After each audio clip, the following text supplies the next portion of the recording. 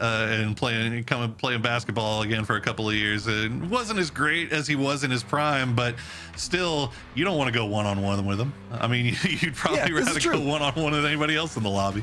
I mean, I'm not going to come in and be like, oh, yeah, I mean, Zampa, wow, God, what's going on? I mean, let's be honest. If I was playing a game, Zampa pops in there, I try to go wherever it's not at, right? You avoid Zampa still to this day.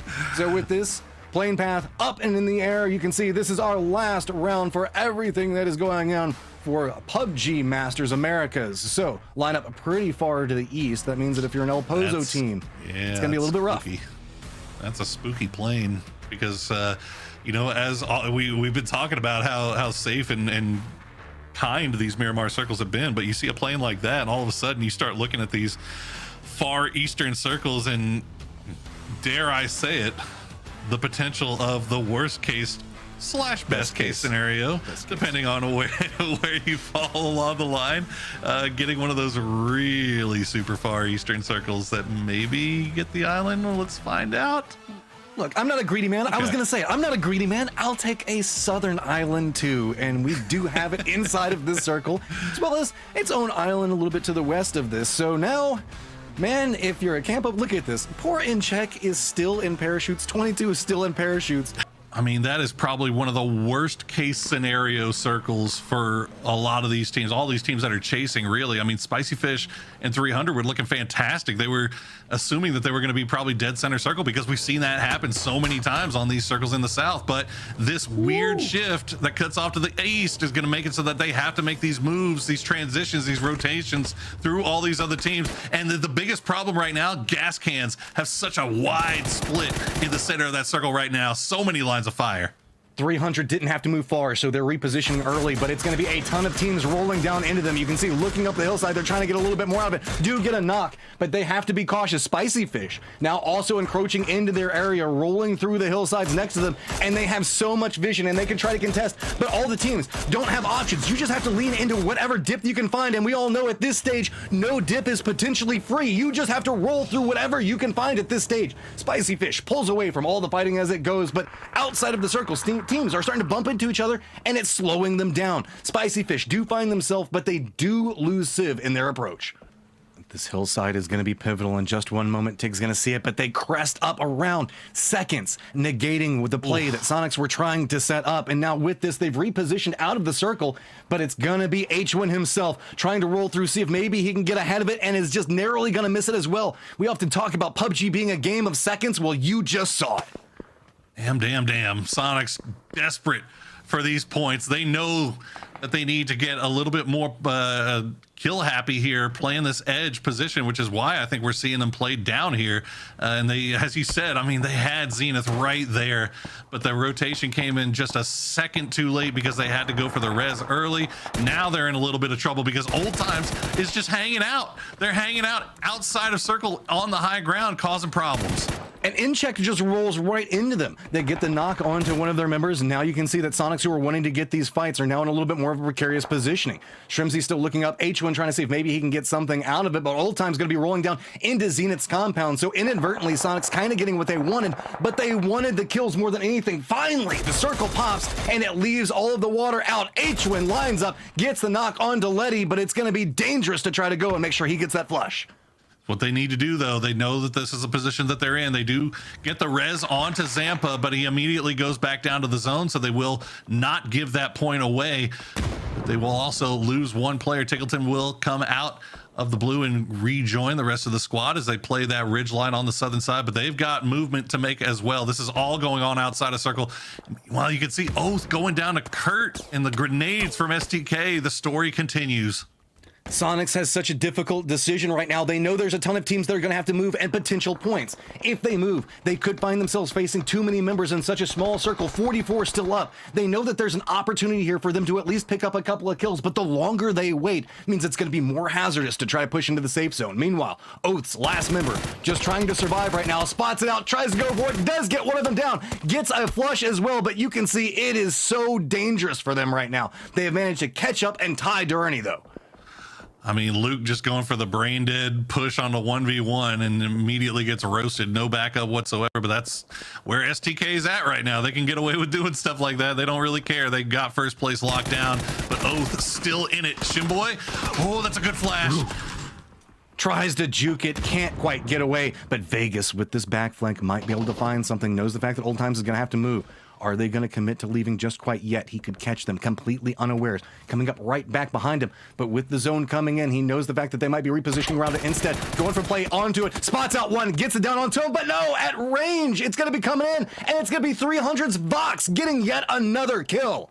Big point for 300 there, and they are managing to pick up everything that they need while they continue trying to fight out for this zone position. They are just on that western edge. They have Sonics just underneath them. You can see Sonics creeping up that ridge line. They're still concerned with trying to clean up whatever was going on out to the outside. There's only one left from Old Times. That's going to be Lekro making his way in. See if he gets spotted. See, shoot to kill just in the thick of it. Not a care in the world right now, but I do want to point out Sonics and 300 are very close to each other, and they're vying for those different positions between them. We got to keep an eye on what's happening between those two teams. 22 Esports, though, trying to see what's going on. And you can see right now, Sonics got the high ground position and did manage to make it into the safe zone, while 300 was a touch distracted. But it's going to be Old Times coming in yet again, back behind Sonics, and might be making an approach on this that could distract them at the worst possible time. It's just Lekro all by himself, the snake. 300 actually leaving their compound and pushing into Sonics. Tig! Trying to line up, gets the shots into him, gets one of them down, gets Nerf over, but Tig goes down as well. Everybody is battling across the top of this hillside. H-Win, Shrimsy trying to defend it. Nerf trying to go for the flank around it, taking a ton of damage, and 300 is out. Sonics have still managed to stay alive and now just need 1 point to catch up to 300. They're starting to send it in, trying to get a little bit more control. H-Win goes down. It's going to be Junior that finds the flank onto it. Tig's trying to line up, does manage to get the shots. It's going to be Shrimsy that lines up into Trisk, and now it's going to be Junior trying to reposition around this one. This is a pivotal fight. Don't forget that Sonics are just a little bit behind Spicy Fish. Shrimsy realizes the fact that he might have the opportunity pushing through, and is it going to be on the angle that Junior's looking at? I don't know. He keeps eyeing it back down. Finally, he hears the footsteps. Gas Cans hears the fight, wants to get involved as well, but it's going to be Shrimsy that lines it up, gets the shots in, finally passing 300, and now just 3 points behind Spicy Fish, and guess what? There's a couple of gas cans in front of him. Yeah, Tickleton actually taking that really good rotation out in the blue, but Sharp Shot's going to spot him, and that's going to be the first kill going over to those Spicy Fish. That is the exact worst position for Sonics to be in. One member alive. Spicy Fish in the circle yet again, but also gas cans to the north of them. Gas cans are going to have to make a play to come inside the safe zone, and the most likely target, the most obvious target for them, could be Spicy Fish's positioning. Spicy Fish still wanting to make sure that they net the kills, get the distance on Sonics. They know that Sonics have been fighting, they've been picking up kills, and that's just going to apply more pressure. Shrimsy has to be close. Oh my God. Spots the gas cans roll right on top of him, trying to reposition away from being run over. Does manage to get away from it, but it's going to be gas cans who instead send it back down into dodge. Oldless trying to roll through this one, trying to line it up. Gas cans get a couple of knocks onto it, but it is pivotal right now. Oh my God, I feel so bad for Oldless. He got the shot into the back of Honey Badger's head as they were trying to escape the car.